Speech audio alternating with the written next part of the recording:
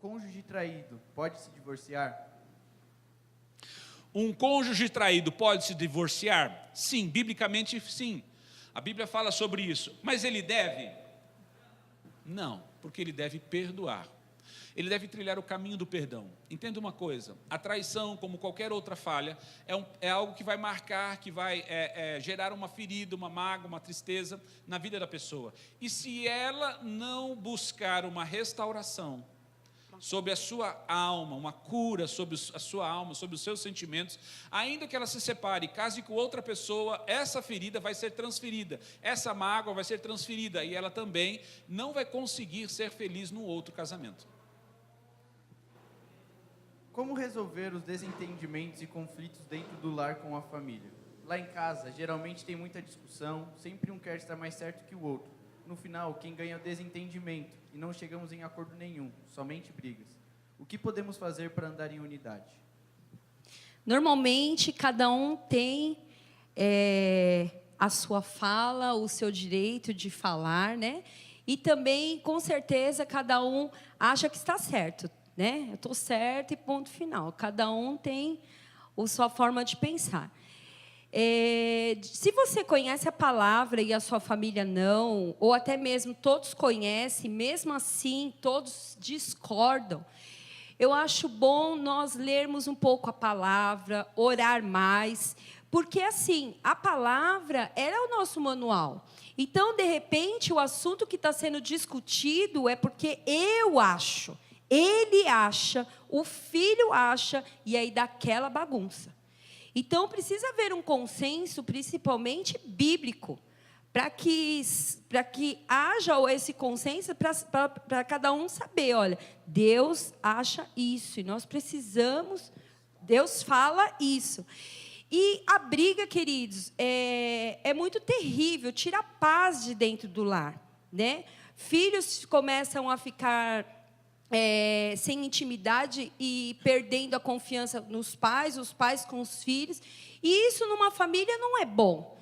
Então, que haja oração, que haja busca na palavra e que haja entendimento, né? Porque muitas vezes a confusão vem por causa, às vezes, de um assunto. Só que, ao invés de falarem a respeito desse assunto, daqui a pouco um está gritando com o outro. Aí fica uma ofensa pessoal, ao invés de tratar aquele assunto.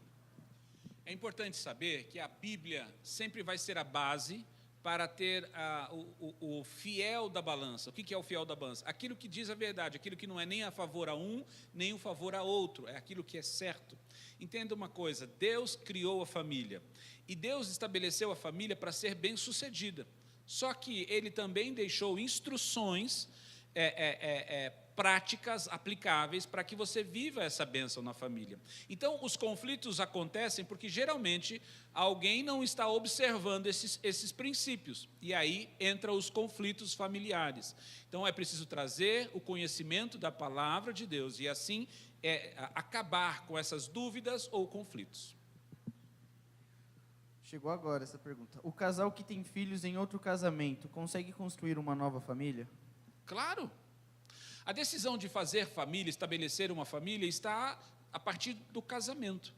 Não existe nenhum impedimento para você construir uma família. Existem, por exemplo, famílias que são construídas com filhos que não geraram, quando adotam uma criança. Ou filhos que vêm de um outro relacionamento. Então, o que é importante entender são os princípios. Esses princípios são os pilares que vão trazer a sustentação para a família ser bem-sucedida. O problema, muitas vezes, acontece quando se traz um filho ou vem de um outro relacionamento, é que você quer arrastar aquilo que aconteceu lá atrás para o seu novo. E aí entra os desgastes. Por quê? Porque tudo na família original, na família comum, naquilo que Deus sonhou como família, tudo tem o seu tempo. Tem o casamento, depois vem os filhos, depois vem os netos e assim sucessivamente. Então, há um tempo cronológico de desenvolvimento. Mas quando você traz os filhos ou você vem de um outro relacionamento, então você tem que entender que o tempo aí, ele foi encurtado. Mas ele é possível ser feliz no casamento, é possível, desde que você observe observe os princípios e aí possa ajustar tanto os filhos de um, quanto os filhos de outro, quanto o que aconteceu de bom ou de ruim com o relacionamento anterior. Entenda uma coisa, o grande problema das pessoas são que elas sempre estão olhando para trás, em vez de estar olhando para frente. Deus tem algo novo para você. Quando você se casa, você tem um projeto novo, você quer viver a felicidade. E isso é o que Deus tem para nós. E outra coisa também, às vezes no namoro, ele tem um filho, que bênção, eu amo ele. Só que aí chega no casamento, esse filho começa a ser problema. Quer dizer, no namoro não era, mas aí no casamento se torna. Então, precisa haver uma consciência que no namoro e no casamento vai ter o filho, gente. Então, nós vamos precisar o quê? Você vai precisar o quê? Abrir seu coração, o seu entendimento, mas principalmente o seu coração. Porque você tem que amar esse filho que é do seu cônjuge como se fosse seu e não fazer diferença. Porque depois você vai ter um filho daquele relacionamento, aí quer dizer, aquele que nasceu no casamento, esse é filho verdadeiro. Não. Então, eu acredito que precisa haver muito amor e muito entendimento. Não só no namoro, porque às vezes no namoro tudo é lindo e maravilhoso. Aí chega no casamento, tem a diferença. Não pode existir isso. Um casamento falido afeta o casamento dos filhos? Sim. Eu sou exemplo disso. Os meus pais são divorciados há muitos anos. Eu nem lembro qual a idade que eu tinha quando eles foram divorciados, mas eu sempre fui criada pela minha avó. Mas, mesmo assim, isso me afetou. E eu só descobri que isso tinha me afetado quando o André me pediu em casamento. Quando ele falou que ia se casar comigo, eu falei assim, olha, você desculpa, mas eu não acredito em casamento. Casar para quê? Para se divorciar? Então, sim, afeta sim. Por isso que precisa haver cura, precisa haver libertação, precisa haver muita conversa, porque, às vezes, os filhos não acreditam no casamento, porque vê que os seus pais, o casamento deles foram fracassados. Este era o meu entendimento. Para a glória de Deus, eu fui liberta e eu fui curada. Amém? Mas pode mudar, né? Que há uma interferência, é claro. Mas nada que, se você se submeter à voz da palavra, à direção do Espírito Santo, Deus não possa restaurar a sua vida e levar você a ter um casamento bem-sucedido. Queria saber como vocês se conheceram, quanto tempo namoraram, quando e por que decidiram que se queriam se casar. E é verdade que o apóstolo te agarrou? Muito Não. bem! Essa é a verdade. Não é. Oxa, até que enfim alguém enxergou isso. Miserica, pelo amor. Pois é, nós namoramos 4 anos e 4 meses. Com 2 anos de namoro, nós ficamos noivos. Casamos virgem, para a glória de Deus. Agora ele vai contar como que ele me agarrou. Nada disso. Bom, deixa eu voltar para o início, né? Para você entender o porquê das coisas. Quando eu a conheci, ela era amiga de uma ex-namorada minha. Estão vendo, né? Uma amiga de infância, aquela coisa, vizinha, amiga, enfim. E aí nós nos conhecemos, nós íamos para a faculdade juntos, e aí ela começou a se aproximar, eu comecei a me aproximar dela, porque ela era mulher da pinta, né? Continua aí. E ela se deixou aproximar porque ela acreditava que estava me ajudando a voltar, a se reconciliar com a sua amiga. Mas, na realidade, ela não entendeu muito bem, né, a sacada, a ideia. Mas foi passando os tempos, aí,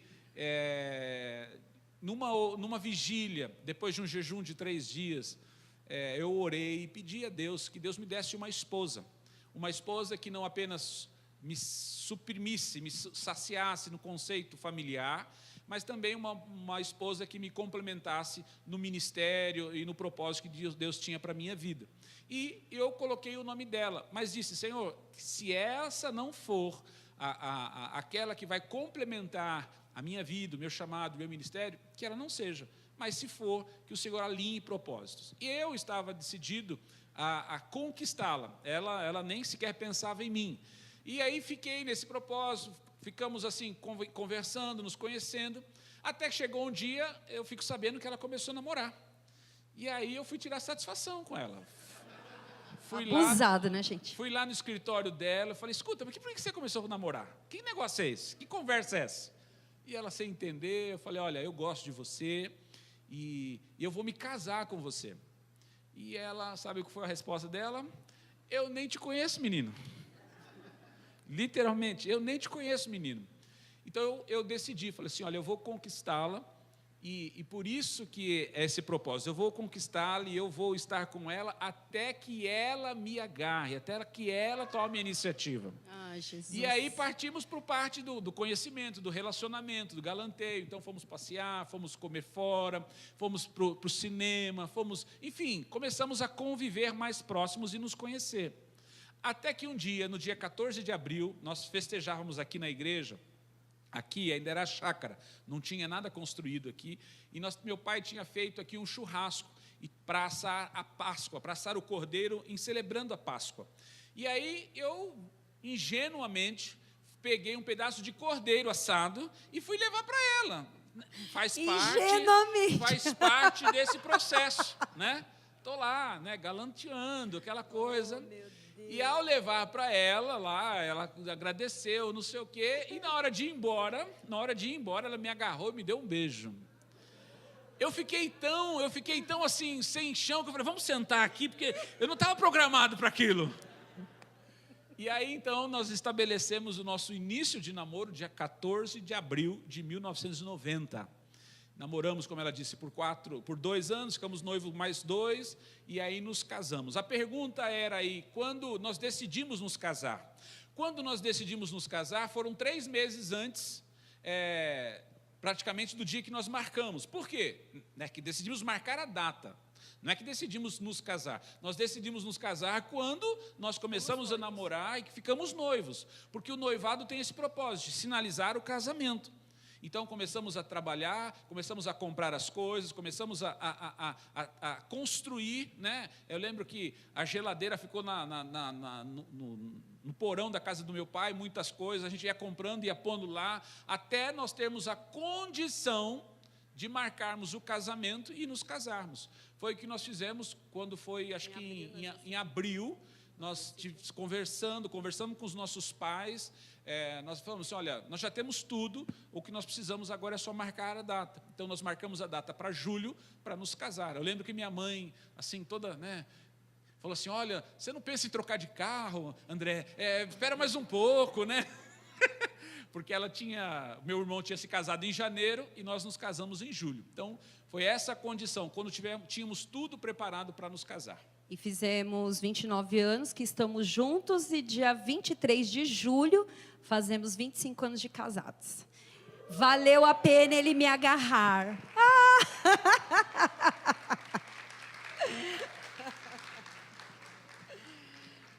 Devo orar por alguém que não gosta de mim? Devo orar, você deve orar por todos, até pelos teus inimigos. A Bíblia diz isso, ok? Agora, se você está com intenções segundas, terceiras, você deve orar mais, né? Veja só, com relação ao relacionamento, é muito importante você entender que tudo começa com a abertura do coração. Deus não vai obrigar você a casar com fulano ou com beltrano. Casamento é uma escolha pessoal. Agora, Deus tem preparado para você o melhor.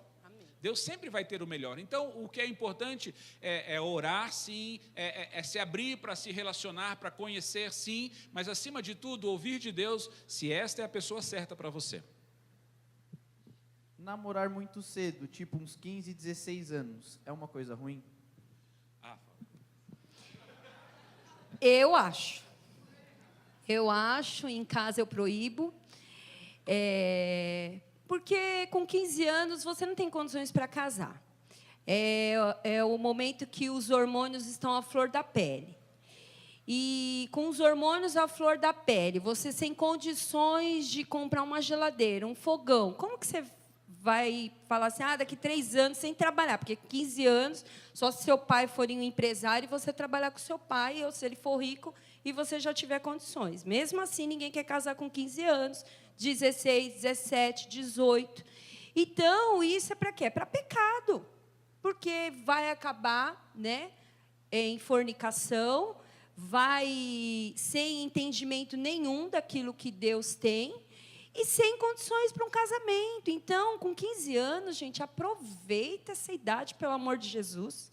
Vai estudar, vai fazer cursos, vai aproveitar. Vai orar mais. Vai orar mais, vai conhecer a Bíblia, vai fazer algo lindo para Deus. Então, com 15 anos, veja só, eu não acho que é bênção. Não é pecado, só para você entender, não é pecado você namorar com 15, com 18, com 20, com 30, com 40, não é pecado. O problema é qual é o propósito disso. Você entender qual é o propósito. Com 15 anos, você não tem um propósito para se casar, tem? Ninguém tem. Então, é simplesmente uma satisfação emocional, a busca de uma sensação, de uma aprovação, enfim. Eu vou ser bem claro com você. Antigamente, não tinha problema você namorar, porque o namoro era só namoro. Hoje em dia, o namoro já não é namoro, o namoro já virou sexo. Então, é muito mais fácil você, com todo o estímulo natural do corpo, dos hormônios, você tendo a oportunidade com o namoro de você pecar. Não que você seja preciso namorar para pecar, não é isso. Você pode pecar sem namorar. Mas é preciso entender, eu costumo dizer o seguinte, quando você não namora, você está num quarto sozinho com Deus. E você deve cultivar isso. Agora, quando você namora, você cria uma porta. Que significa que você pode sair da presença de Deus. Você pode não sair, é uma decisão, mas é muito fácil você sair. Então, é uma questão de maturidade, de inteligência e de instrução da parte dos pais. Ok? Então, não é uma questão de certo ou errado com relação à Bíblia. A Bíblia é simplesmente com o propósito de vida. Porque o namoro custa tempo, o namoro tira foco, o namoro afasta você de Deus, o namoro, enfim, rouba tantas coisas que você poderia viver e desfrutar nos seus 15, 16, 17 anos. É pecado casar com alguém divorciado? Não, é pecado você casar com alguém que é casado. Ok? Porque se a pessoa ela é divorciada, ela se tornou solteira. Como que uma solteira? Como uma pessoa solteira. Então, o casamento ele é feito por pessoas solteiras. Ela pode ter vivido uma experiência conjugal, ter se separado, divorciado, legalmente, então ela está livre para se casar. Agora, uma pessoa que está casada com outra pessoa, você está em adultério. Tendo esse gancho, deve uma pessoa casada ter amizades próximas do sexo oposto? Amizade, eu acho que você pode ter. Agora, muito próximo, eu acho que é um pouquinho difícil. Você precisa ter um limite, né? Porque pode ser que a amiga é casada, comece a dizer dos seus problemas conjugais para o amigo. E daqui a pouco o amigo está falando mal da sua esposa também. Quer dizer, daqui a pouco os dois já está um consolando o outro, né? Então, não é bênção. Amizade, é claro, eu posso ter amizade com qualquer um, mas tão próxima, eu acho que é meio dificultoso. É importante você entender os limites. A Bíblia diz que nós devemos amar fraternalmente uns aos outros. Ok? Amar as pessoas, independente dela ser homem, mulher, bonito ou feio, enfim, qualquer um, nós temos que amar. Ok? Agora, e sermos amigos, desenvolvermos a amizade. Agora, nós temos que entender que o maior e o principal amigo que devemos ter é o nosso cônjuge. Então, quando isso acontece, quando isso é criado, desenvolvido verdadeiramente, o que acontece? Eu nunca vou confidenciar as minhas necessidades, as minhas carências ou as minhas dificuldades com amigos externos. Eu vou confidenciar com a minha esposa, com o meu esposo, com o meu cônjuge. Então, a sabedoria está em você guardar, criar limites para guardar o seu relacionamento e o seu casamento. E não a questão de ter ou não amigos. Você pode ter amigos de sexo oposto, mas guardar o seu casamento, guardar a sua vida. E puxando o gancho para os jovens, que os seus pais, jovens, sejam os seus melhores amigos. Amém? Que você possa ter um coração aberto para conversar com o seu pai e com a sua mãe. Ah, mas eles não me entendem. Eles entendem sim, é porque muitas vezes os filhos não gostam de ouvir não, né? Não gostam de ouvir o conselho dos pais. O amigo, ele sempre vai concordar, reforçar aquilo que está ouvindo. E o pai não, os pais já estão não sei quantos anos lá na frente. Então, que os seus pais sejam os seus melhores amigos. Amém? Mandaram aqui 2 vezes. Acho que essa pergunta tá... Eita, nós. Minha sogra é muito intrometida. Como devo agir nesse caso sem chateá-la? Eu quero responder essa. Porque assim, queridos, o cônjuge, ele precisa dar o limite para a sua mãe, né? Não é com brigas, não é com desaforo que você vai conseguir ajustar essas coisas. Não. Quando eu casei, a minha sogra, acho que na primeira semana de casada, ela foi na minha casa e ela falou assim: Tânia, eu vim aqui para ensinar você como passar a camisa do André. E aí? Eu olhei para ela e eu falei, verdade, quase que eu falo, vai passar todas. E ela pegou a camisa e me mostrou como deveria ser passada. Mas aquilo não me ofendeu. E aquilo eu não achei que ela foi intrometida. Mas eu comecei a vê-la com os outros olhos. Eu poderia ver com um olho crítico, sim ou não? De intrometida? De abusada? Sim, mas não, eu resolvi achar que aquilo foi legal. Falei, ai, que bom, dona Ana, porque eu não sei passar direito camisa. E o André era advogado, vivia de camisa, e então ela me ensinou. Agora, muitas vezes, cria-se uma confusão nisso. Mas precisa haver os limites, principalmente quando chegam os filhos, os netos. Queridos, minha sogra dizia assim, na minha casa ninguém bate em neto. E aí eu falava A, minha sogra falava B. E eu tinha que engolir. Até que uma vez ela pegou e falou não sei o quê, se intrometendo na educação do Bruno, porque era o primeiro neto, era o xodó. E eu fiquei brava naquele dia, mas eu engoli, eu estava na casa dela. Mas aí eu cheguei em casa, eu conversei com o André, eu falei assim, amor, sua mãe fez isso e isso, você acha que está certo? Ele falou, não. Eu falei, então conversa com ela, mas não dá bronca nela, só conversa. E o André conversou e, desde aquele dia, ela nunca mais se intrometeu na nossa educação com os nossos filhos. Então, tudo é comunicação, tudo é conversar, mas, por favor, ame a sua sogra. Sua sogra é a sua segunda mãe. Porque a minha mãe morava em Suzano, e a minha sogra, ela foi a minha mãe. Mas se eu tivesse lá no início falado mal dela, ou colocado ela para fora da minha casa, porque ela foi ensinar eu a passar uma camisa, eu não teria tido ela como uma segunda mãe. Amém? Então, que os atritos, por favor, caiam por terra em nome de Jesus. Ore pela sua sogra. Biblicamente, não existe a palavra sogra, existe a palavra mãe.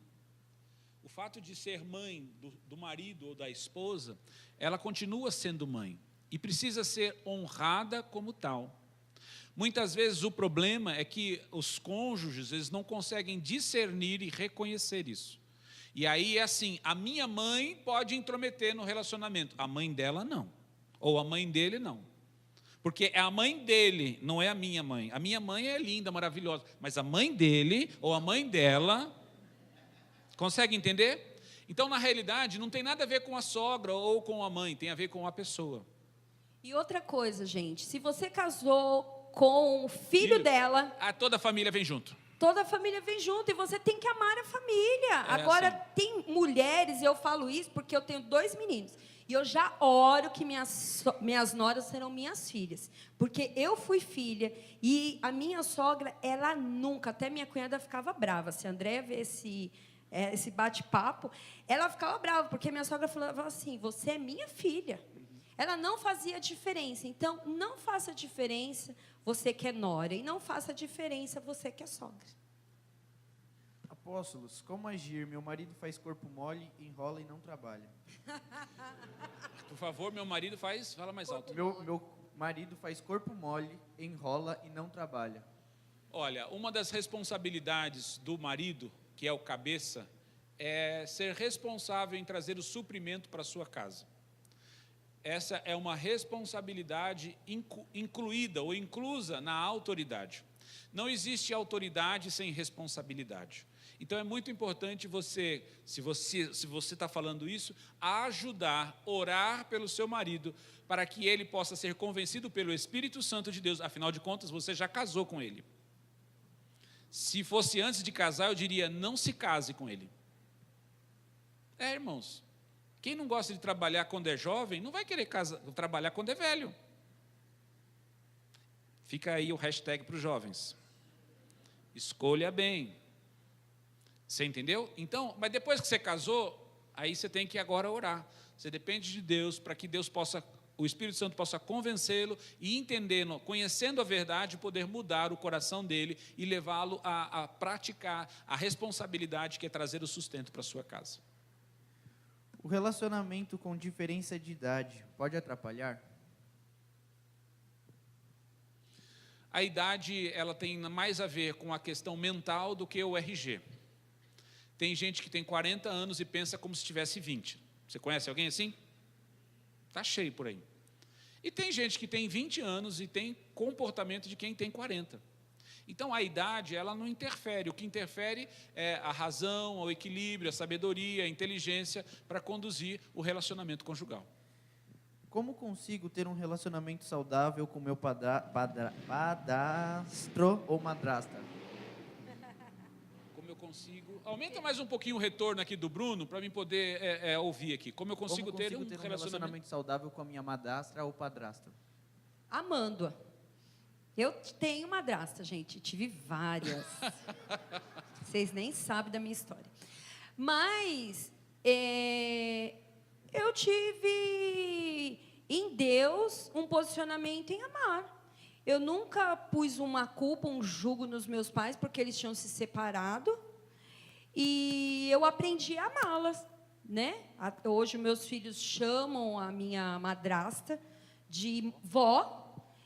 E você precisa decidir, amar, né? Porque se você ficar nesse meio, né, entre os seus pais, quer dizer, você sempre vai achar que a sua mãe é a melhor, o seu pai é o melhor, então você nunca vai querer aceitar.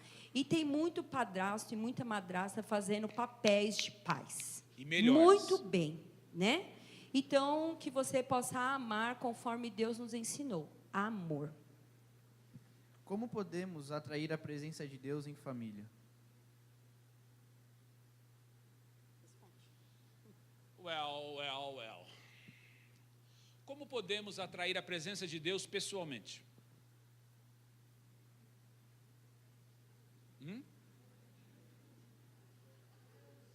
Orando, lendo, buscando o Espírito Santo, se enchendo da palavra. O encher a família, irmãos, às vezes nós pensamos que a família é uma coisa meio que folclórica. Se encher de Deus é uma coisa assim, olha, vem o Santo Espírito, enche esse lugar e derrama, então todo mundo da família lá, olha. Não, isso não é se encher do Espírito Santo, isso não é se encher de Deus. Se encher de Deus é você colocar Deus em prática na sua Bíblia, colocar a palavra de Deus em prática no seu dia a dia. Então, desculpe, isso é muito, como eu posso dizer assim, muito religioso essa pergunta. Como eu posso encher de Deus? Não, sabe por que você não enche de Deus? Por causa dos conflitos. E por que tem os conflitos? É porque você não segue os princípios. Então, encher-se de Deus significa ter um relacionamento com Ele. Como você vai ter um relacionamento com Ele? Buscando, lendo a palavra, orando, vivendo e praticando a palavra e não apenas tendo um discurso dela. E de preferência, ore com o seu cônjuge. Sim. Ore com a sua família, ore com os seus filhos. Gente, isso faz diferença. Isso eu aprendi com a minha sogra. Ir no quarto dos meus filhos, orar por eles. Abrir o quarto e orar, pôr a mão assim, ó, bem de leve neles, para eles não acordarem. Orar por a vida deles. Orar pelo cônjuge. Então, nós precisamos ter uma vida com Deus. E sim, você vai atrair a glória dele e o favor dele. É errado ingerir bebida alcoólica? Não. A Bíblia diz, na festa que Jesus estava em Caná da Galiléia, ele transforma a água em vinho. Então, o problema não é beber bebida alcoólica, o problema é se embriagar. Ok? Então, você tomar um cálice de vinho, não é problema. Agora, Se torna um problema quando aquele cálice de vinho ou aquele copo de cerveja escandaliza o seu irmão que está ali do lado. Aí a Bíblia chama atenção. Então ela diz assim: se você tomar ou comer qualquer coisa que for escandalizar teu irmão, não toma, não coma. Por quê? Porque é importante para Deus a vida dele. Então nós temos que ter sabedoria. Ok? Eu vejo assim, às vezes falta sabedoria em algumas pessoas que saem publicando lá o copão de cerveja, saem publicando lá a taça de vinho. Irmão, se você faz isso, faz com a sua esposa, faz na sua família, preserva. Agora, existem pessoas que vieram de um processo de libertação alcoólica. E aí se torna um problema, que é o que eu falo. Então, não use da sua liberdade para gerar um escândalo na vida do seu irmão, ok? Quais as soluções bíblicas para resolver problemas conjugais? Depende dos problemas. Cada problema tem uma solução, ok? 90% dos problemas conjugais está pautado na falta ou na deficiência da comunicação. Ou de colocar Deus na família. Sim.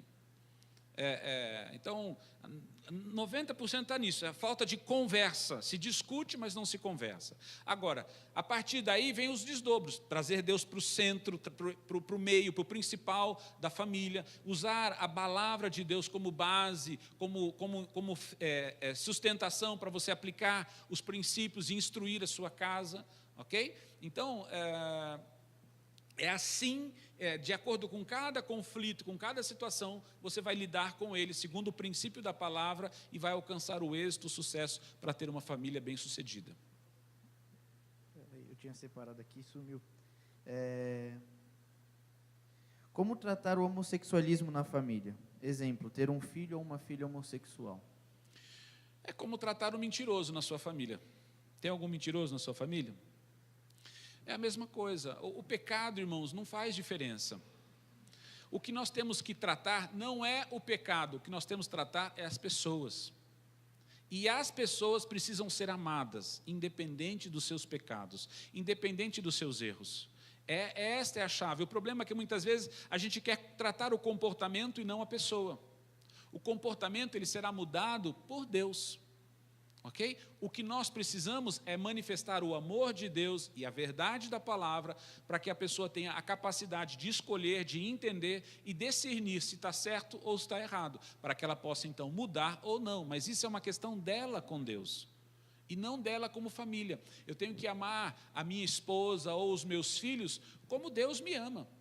Deus não faz acepção porque eu sou um mentiroso, porque eu bebo, ou porque eu fumo, ou porque eu faço isso ou aquilo errado. Deus nos ama e é assim que nós devemos amar. Agora, o nosso comportamento familiar transmite este amor ou não. E é por isso que entra os conflitos. Apóstolos, qual deve ser a resposta de um cristão cujo cônjuge teve um caso de adultério? A resposta... Perdoar, queridos. Primeiramente, você precisa perdoar, né? E amar, e eu tenho certeza que Deus é poderoso para restaurar o seu casamento, fazer tudo novo. É uma decisão, né? Mas é uma decisão bíblica, é uma decisão importante. Aprender a perdoar, por mais que doa. E aí depois vem o processo de cura, né? Mas Deus pode fazer tudo novo. Como fazer do segundo casamento um sucesso? Não errando como você errou no primeiro casamento. Ok? Seguindo os conselhos bíblicos. Veja só, como que você não erra? Primeiro, reconhecendo que errou. E aí você mudando de comportamento.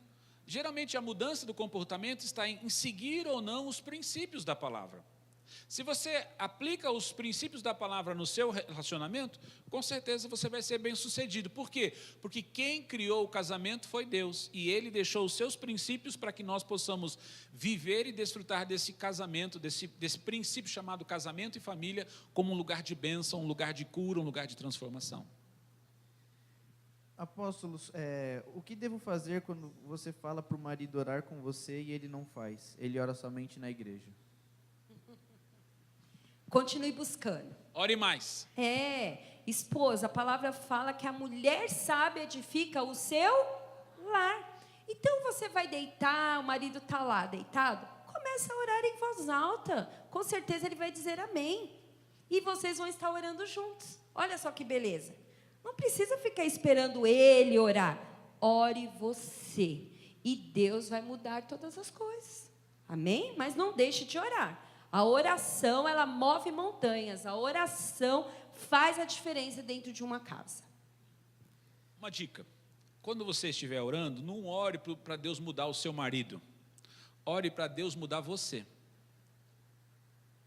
Porque muitas vezes a oração é um instrumento de recado. Não é um relacionamento com Deus.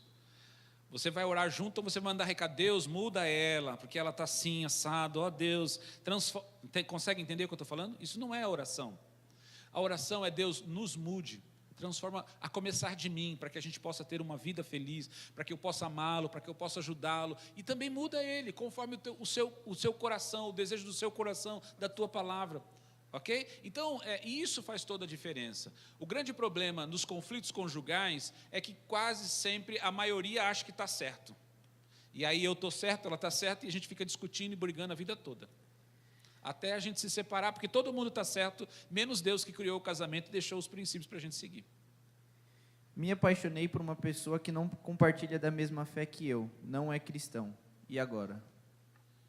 Comece a orar, comece a orar, irmã, é uma para você ganhar, pensa assim, comece a orar por ela, comece a orar, sabe, veja só, vou contar aqui a nossa história, a apóstola, ela não era cristã, ela era uma católica roxa mesmo, de ir na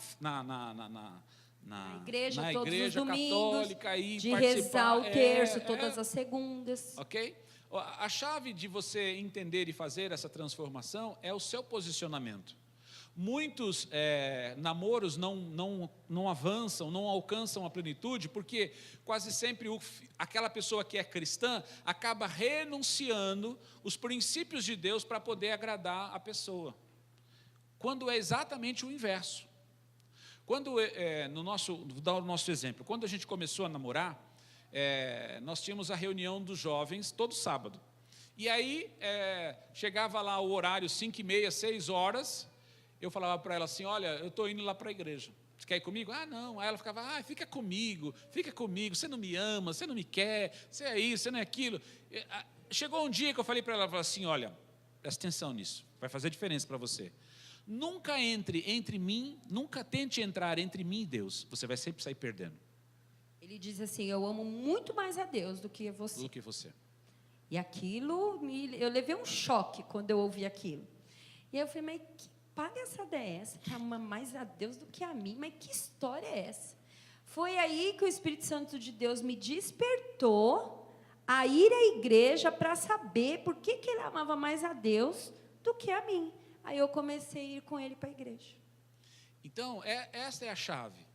Muitas vezes você quer ganhar o namorado ou a namorada, mas em vez de você se posicionar para trazê-lo, você acaba renunciando a Deus para poder agradá-lo, como se isso fosse conquistar o seu coração. E, na realidade, isso é exatamente o inverso. Jovens, abram os olhos. Não deixe nunca Deus por causa de outra pessoa. Traga Ele para o Senhor Jesus. Pode dar uma salva de palmas ao Senhor? Ele é poderoso e maravilhoso. Amém? Vamos lá.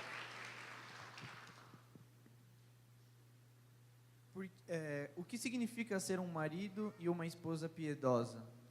A palavra piedade ou piedosa significa bom, ter bons pensamentos, boa atitude, alinhado com o propósito de Deus. Então, ser um marido piedoso é um marido que cumpre a palavra, que ama sua esposa, sustenta e ama sua casa e cumpre o propósito de Deus. A mesma coisa por parte da mulher. Vocês já pensaram em se separar? Se sim, qual o motivo? Não. Eu não, você sim, amor. Fala agora, se cale para sempre. É melhor você se calar. Não. Gente, pensar em se separar é um pensamento natural do ser humano. Todos nós pensamos no meio do conflito, no meio de uma situação, em retroceder e mudar. Mas aí vem o posicionamento que você quer. Veja só, você pergunta para um empresário se ele já teve vontade de desistir. Claro, mas ele decidiu enfrentar os desafios. Pergunta para um professor se ele já não foi desafiado e sentiu vontade de desistir da aula, porque ele passou uma situação difícil ou enfrentou algo difícil. Todos nós já enfrentamos dificuldades. Com 3 meses de casados, nós tivemos a primeira briga.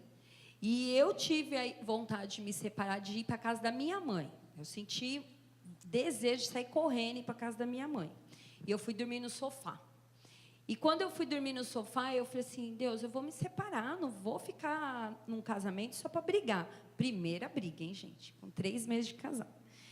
E aí eu dormi no sofá. Enquanto eu dormia no sofá, ele roncava lá na cama. Mas eu fiquei uma arara, brava comigo mesmo, porque eu saí da minha cama, fui dormir no sofá, estava com pensamentos de me separar enquanto ele dormia sossegado. E no outro dia, quando nós fomos conversar, ele falou assim, olha aqui, quem nos casou foi Deus, não foi o homem. Eu nunca vou me separar de você. A palavra que eu usei foi literalmente, eu não casei-me para me separar. Eu não me casei para separar. Então, eu sei que vai ter desafios, sei que vai ter situações que a gente vai ter que lidar, tratar, evoluir, mas eu não vou me separar, eu vou tratar sobre isso. Então, só para você entender, os pensamentos, você pode ter pensamentos. Agora, o que vai nutrir você é o propósito que você decidiu estabelecer. Quando você decidiu estabelecer o propósito, você tem que ir até o fim, porque é no cumprimento do propósito que Deus vai abençoar você, vai ser com você e vai transformar todas as coisas. Amém? Qual o maior desafio e a maior vitória como família até hoje? Uau! Como família, gente, eu acho que é uma vitória nós servimos ao Senhor. Eu tenho isso como prioridade, de viver a vontade de Deus. Então, já passamos por muitas situações que deu até vontade de desistir, mas o nosso Deus, eu acho que é o maior prêmio. Ele é o maior prêmio para as nossas vidas. Não tem outro, não tem, porque assim, você olha para Deus, aí você vê o favor dele, você olha para Deus, você vê as bênçãos dele, você olha para Deus, você vê as virtudes dele, você olha para Deus, você vê o favor dele sobre as nossas famílias, você olha para Deus, você vê que você está tendo vida, está respirando, você olha para Deus, você vê que você tem um trabalho, que você tem um sustento, você olha para Deus, você vê as maravilhas que ele faz, você olha para Deus, você vê que ele te deu um marido, te deu uma família, te deu um pai, te deu uma casa para morar, você olha para Deus e você vê que ele te deu filhos, que ele fez isso, que ele fez aquilo, você olha para Deus e você sempre vai ver a bondade dele. Então, a melhor coisa que nós temos é o nosso Deus. Amém? Você pode dar uma salva de palmas a ele. Para ele é toda honra e para ele é toda glória. Se há família nesta terra, se nós temos um sobrenome, é por causa dele. É importante você entender que vitórias, é que a gente generaliza, cristianiza tudo, essa coisa de vitória, mas cada dia, o fato de você estar respirando hoje é uma vitória. Né? Hoje tem pessoas que foram sepultadas, enfim, então, em todo o tempo, quando o apóstolo falou assim, a gente olha para Deus e vê como Deus tem manifesto o seu cuidado, e o alimento, o suprimento, o favor, o cuidado, o zelo, enfim, Deus sempre vai estar nos abençoando, ok? E cada dia, cada pequena coisa é uma vitória.